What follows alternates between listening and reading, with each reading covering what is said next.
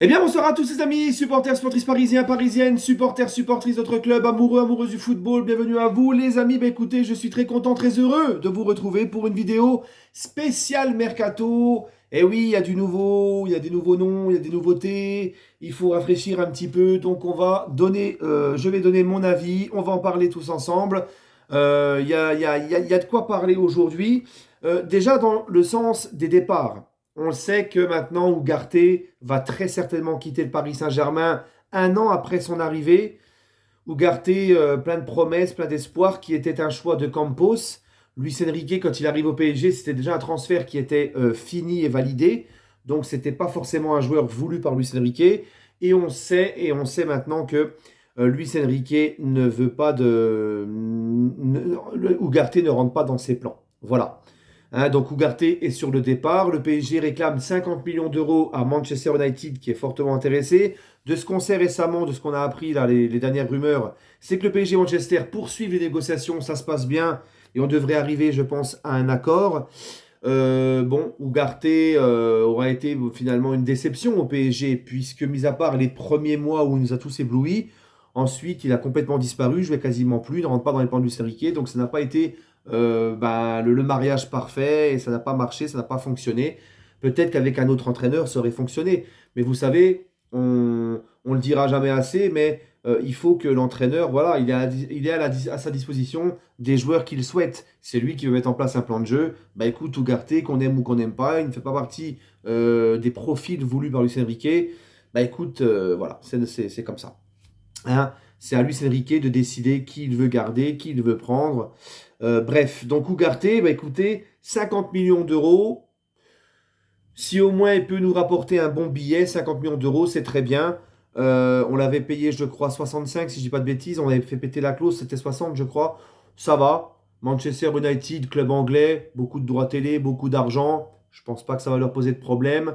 Hein, et il n'y a pas de cadeau à leur faire. Nous, on ne fait jamais de cadeau, donc il n'y a pas de cadeau à leur faire. Ils ont du pognon, et ben qui crache le pognon. Ça va nous apporter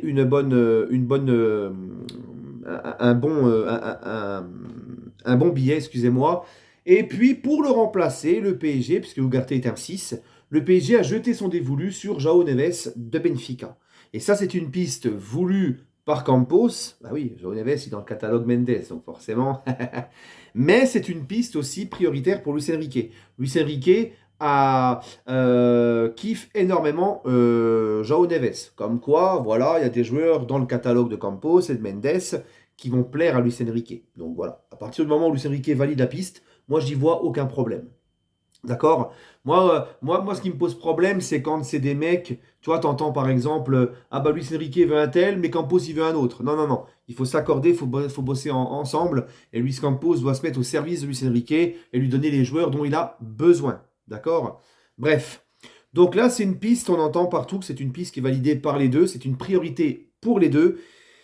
Et João Neves, je vous avouerai, les amis, c'est un jeune crack de 19 ans, donc on est encore sur cette politique de, voilà, c'est un jeune crack, c'est un jeune en devenir, promis à un grand avenir, mais ça veut tout rien dire, parce qu'il y a des joueurs qui ont, eu qui ont été promis à des grands avenirs, qui l'ont eu, et d'autres non. Donc voilà, tu prends des risques, c'est aucune valeur sûre, tu sais pas trop ce que ça va donner en Ligue des Champions, dans les gros matchs, tout ça. C'est encore un très jeune joueur, 19 ans, qui n'a pas beaucoup d'expérience, qui vient tout juste d'être sélectionné, qui est récemment sélectionné avec la sélection du Portugal, avec l'équipe A par Martinez. Donc voilà, moi, João Neves, les amis, personnellement, je ne l'ai quasiment pas vu jouer. Les deux seules fois où je l'ai vu jouer, c'est la double confrontation Benfica-OM.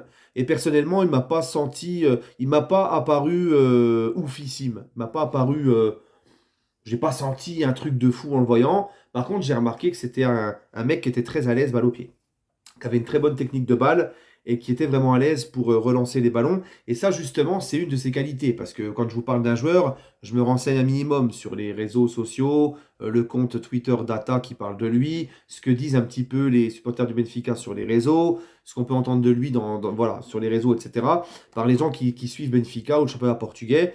Donc, apparemment, Neves est un joueur, et ça, moi, j'avais remarqué par contre, c'est un joueur qui est très bon techniquement, qui a un très bon QI football et qui est très bon à la première relance pour relancer un ballon. C'est très propre. Et ça, c'est très important pour Luis Enrique. Les joueurs qui savent manier le ballon, qui savent faire une bonne passe au bon moment et propre.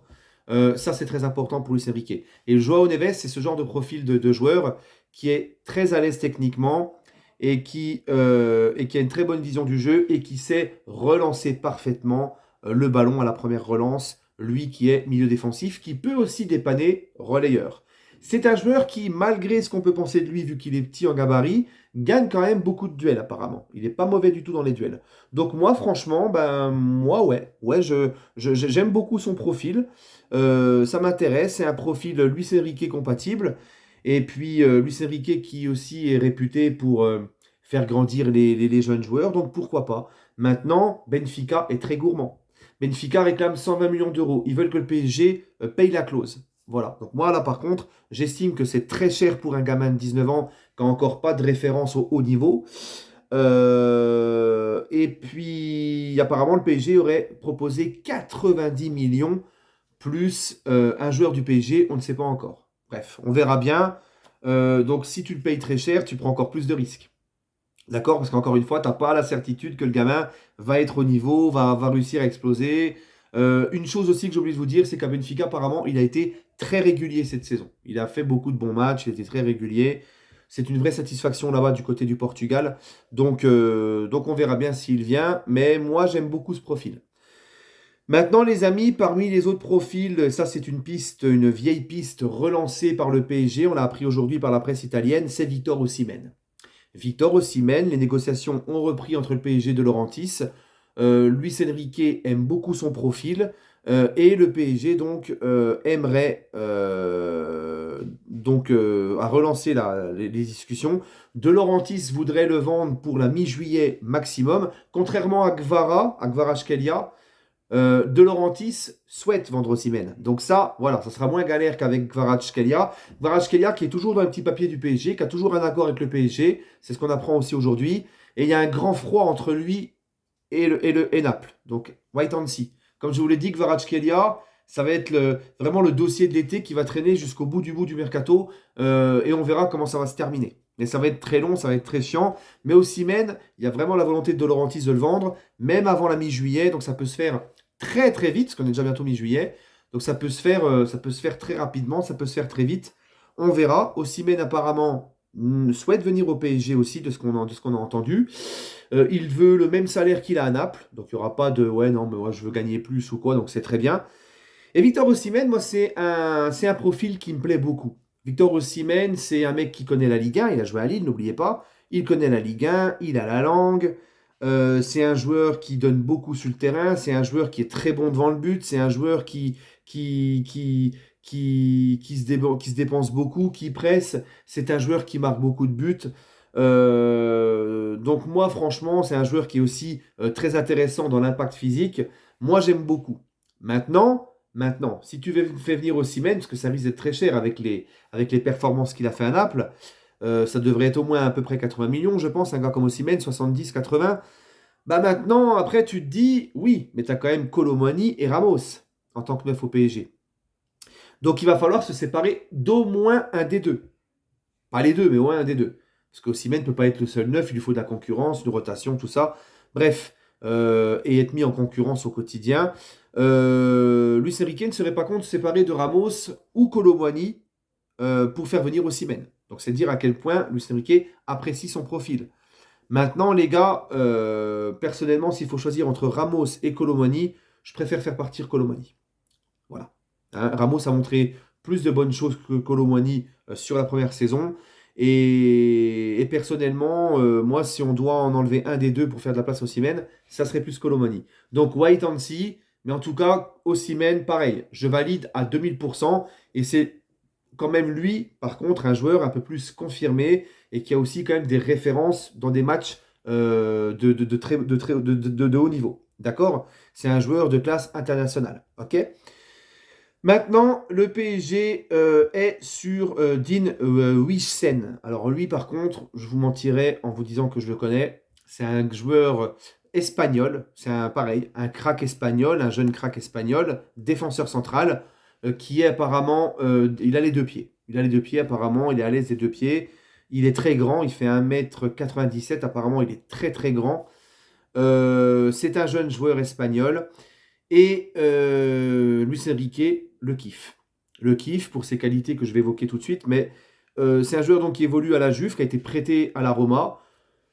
Ça serait vous mentir encore une fois si je vous dis que je l'ai vu jouer. Les gens qui l'ont vu jouer, qui connaissent la Serie A, il y en a qui m'ont parlé en privé, qui m'ont dit que franchement, il est vraiment pas mal du tout. Mais ça reste encore un jeune joueur qu'il faut façonner et qui peut pas t'assurer une garantie à 100% dans un match de haut niveau. Donc ça serait pour moi, pas venir en tant que titulaire, mais peut-être pour la rotation. Je vous parlais dernièrement des problèmes qu'on avait en défense centrale. Lucas Hernandez qui est blessé jusqu'à au moins octobre. Après, il faut qu'il retrouve son niveau. Mukele qui va partir. Kimpembe, on a des gros doutes sur sa capacité à revenir à haut niveau. Danilo qui va certainement partir. Skriniar, ça pourrait être aussi le cas. Donc voilà, il y a des recrues à faire à ce poste-là. Et donc voilà. Est-ce que Luis Enrique apprécie dans le profil de ce joueur? Bah, c'est que déjà, il a un grand gabarit. Il est très bon sur les duels aériens. Et il est très bon dans les relances. Ça, comme je vous l'ai dit, c'est important pour Luis Enrique. C'est un joueur qui est très bon aux relances, qui n'a pas peur de se projeter vers l'avant. Après, c'est un jeune joueur qui fait aussi des petites bourdes de prétail et un peu dans la précipitation, tout ça. Donc voilà, pour ça qu'il y a des incertitudes aussi au haut niveau. Mais pourquoi pas aussi, pour le faire, pour bien le façonner, l'acquérir, le développer. Maintenant, je pense sérieusement qu'en défense centrale, il faudra quand même un joueur d'un plus haut calibre. Moi, je pense pourquoi pas à un Konaté de Liverpool, par exemple, hein, pour ne citer que lui. Donc voilà, mais c'est intéressant. C'est un joueur quand même assez intéressant. Bah écoutez les amis, je pense qu'on a tout dit dans cette vidéo. Donnez-moi votre avis en commentaire sur les dernières rumeurs. Dites-moi si vous êtes d'accord avec moi ou pas. Dites-moi ce que vous en pensez. Prenez soin de vous les amis et allez Paris.